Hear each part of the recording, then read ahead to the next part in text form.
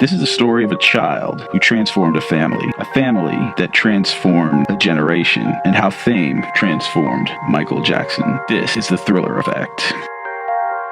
Barry Gordy was the main force behind the Jackson 5. I wanted to make a whole plan for this group. You were really discovered by Mayor Richard Hatcher. Tell that story. Mayor Richard Hatcher gave a benefit show, and Diana Ross was one of his guests. After the show was over, she came backstage and told us how good we were, and she would like to take us to Motown. Diana Ross picked up on this. We hear what we are now.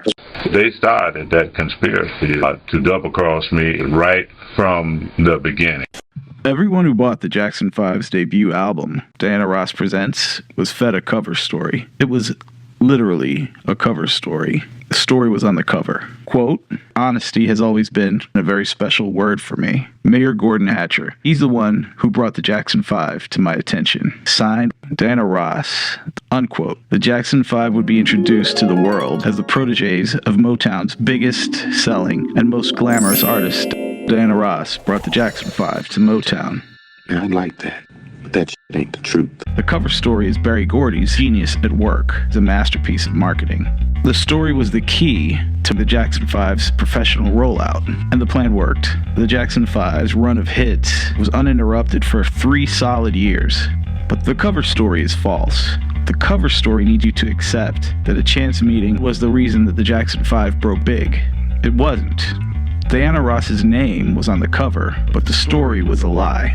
Why don't you tell me what really happened? First time I saw Michael and the Jacksons singing Smokey Robinson interpretation and that little voice. When I had you, treated you bad. You're going, wow, look at this baby singing this adult song. It was at the Apollo Theater.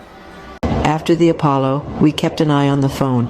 We had to keep the lines clear in case anyone from a record company wanted to get in touch with us. We were introduced to Richard Aarons. I managed the Jackson 5. Richard had useful connections. He was the son of the chairman of a musicians union in New York. I used to wear suits, so I had cards that said Richard Aarons. And after the Steeltown record, we had done some demos at Mr. Keith's. Richard put together a professional media package with our Steeltown hit, promotional material, and a letter explaining the Jackson 5. Because we had sent some tapes to Motown. Joseph mailed a package to Motown Records in Detroit addressed to Mr. Berry Gordy, hoping to follow up on Gladys Knight's recommendation. We found out that they didn't get the tapes. Motown's acts dominated the charts throughout the 60s, and Berry Gordy's publishing company was the most valuable music catalog in the industry. But the future wasn't really secure, even given that, because Eddie Kendricks had quit the Temptations, and Diana Ross was preparing for a solo career. And Holland Dozier Holland, Motown's most successful songwriters, were suing Berry Gordy for unpaid royalties.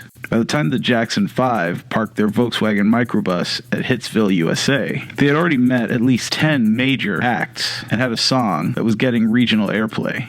Then we started playing the clubs, nightclubs, things of that sort. Places around had heard about them. They would play at Mr. Lucky's. Being at Mr. Lucky's meant that for the first time we had a whole show to do. 5 sets a night, 6 nights a week. And if Dad could get us something out of town for the 7th night, he was going to do it. Joseph booked us anywhere he could find an opening. Mr. Lucky liked their performances because he had them their luck. I used to stand in the wings and watch a lady whose name was Mary Rose. I must have been 9 or 10. This girl would take off her clothes and throw them to the audience. The men would pick them up and sniff them and yell. My brothers and I would be watching all this. We were exposed to a lot. Sharing a venue with the erotic strippers was like hanging with the devil. Joseph was not detailing our exact itinerary to Mother. One night, a lacy panty found its way into one of our bags. Mother marched out of our bedroom holding a nipple tassel between her fingers. Where did this come from?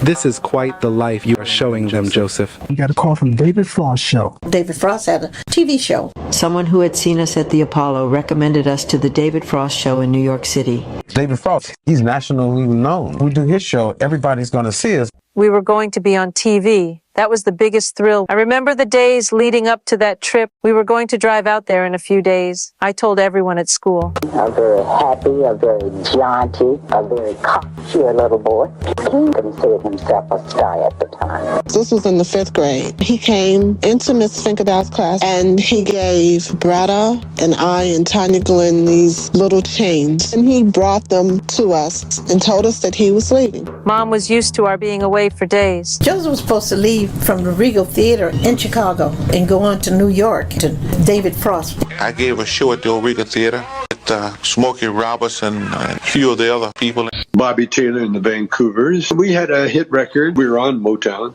Bobby Taylor was playing with them at the Regal Theater.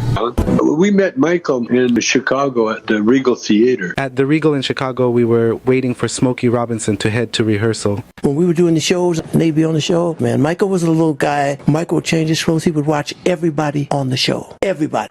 I just sit there watching them. Every show, it's so terrific. Stand in the wing and just watch. Michael was a genius.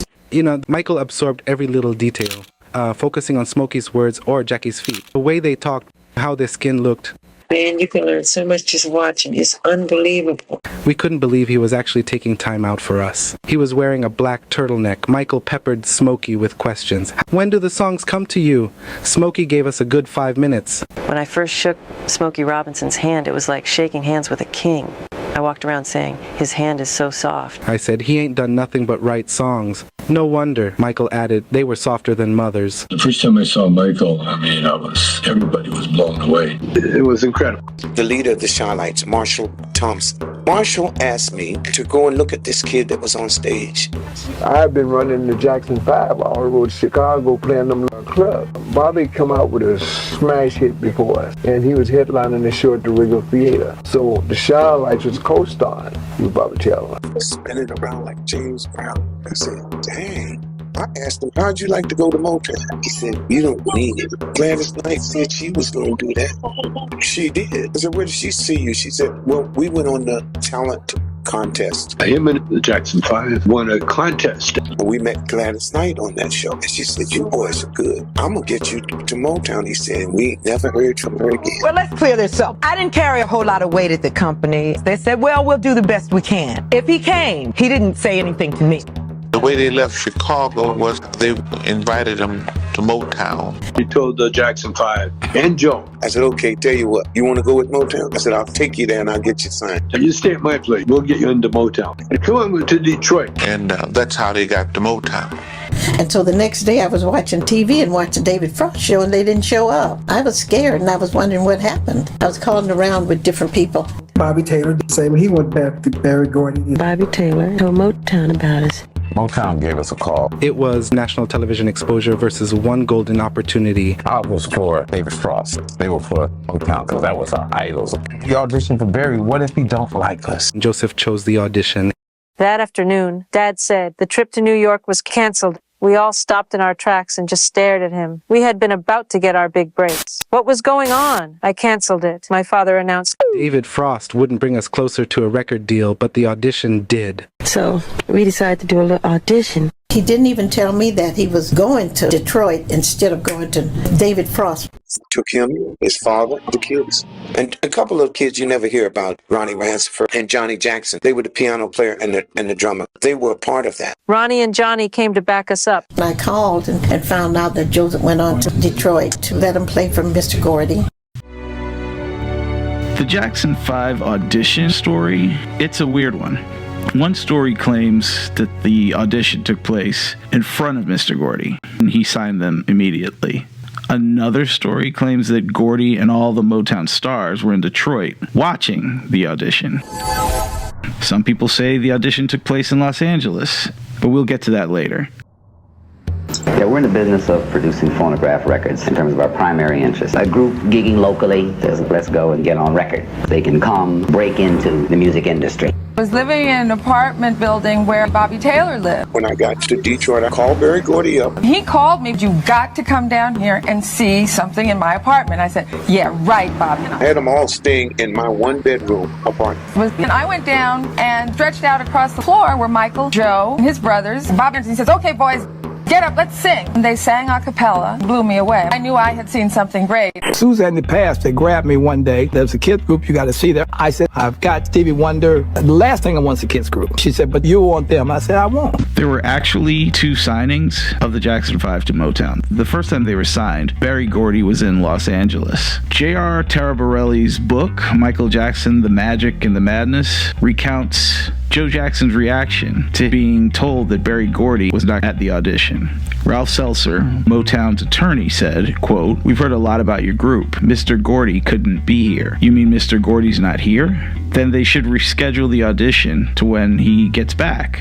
Ralph Seltzer explained that they intended to film the audition and send it to Mr. Gordy in Los Angeles. Mr. Gordy will render a decision at that time, unquote. On July 23rd, 1968, we found ourselves performing to a handful of people, including Mr. Gordy. Suzanne in the past, she kind of drugged me into the audition room. We couldn't see because they were gathered on the other side of the glass. We only saw a camera on a tripod. Here's a kid who was about 7 or 8 years old singing a Smokey song. She sung "Who's Loving You" better than Smokey. This kid, and he was doing a James Brown thing, and he did a twirl and a split. This kid was like this master. The last song we sang was "Who's Loving You." When it ended, no one applauded. No one said a word. I couldn't stand not knowing. Michael yelled, "So how was that?"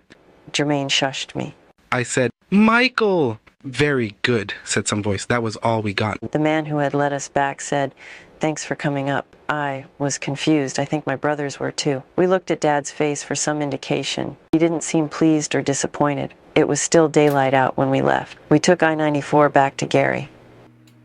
During the July 23rd audition, the black and white film was viewed live by Motown staff and the cameraman. Berry Gordy was mailed a copy of the audition tape, and he instructed Suzanne DePass to sign them immediately. 2 days later, we got the call back. We were jubilant when we learned we had passed the Motown audition. Motown wanted to sign us. We had a lot of offers from other companies, but we decided to go to Motown. Signed, sealed, and delivered. The contract that the Jacksons signed with Motown was a standard Motown contract, but that's not good news. Jackson 5's deal gave the group 6% of 90% of the wholesale price of each album sold, a standard Motown royalty rate. That sum would be split 5 ways. Each of the Jackson 5 got about 2 cents per record.